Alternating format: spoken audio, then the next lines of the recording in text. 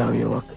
प्रणाम ऋषिवर, मेरा नाम श्रवण है। श्रवण, मुझे प्यास लगी। मुनि श्रेष्ठ, आपके वस्त्र तो आपका परिचय देते हैं, परंतु आपके शस्त्रों से आपका परिचय समझ में नहीं आता। परंतु मेरा ये धनुष, मेरा परशु, ये तो मुझे मुनि सिद्ध नहीं कर। कुछ कुल का तो सिद्ध करते हैं। मेरा कर्म जाने बिना केवल मुझे देख कर ही तुमने मुझे उच्च कुल का सिद्ध कर दिया। आप अवश्य किसी श्रेष्ठ ऋषि की संतान, परंतु मैं एक वैश्य मुनि और छोटी जाति की माता की संतान हूँ।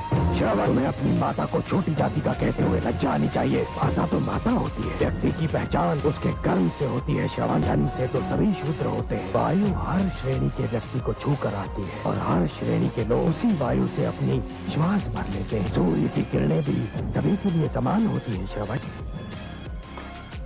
हे मुनिवर, आप मुझे अपना परिचय दें, क्योंकि आज से आप मेरे आदर्श हैं।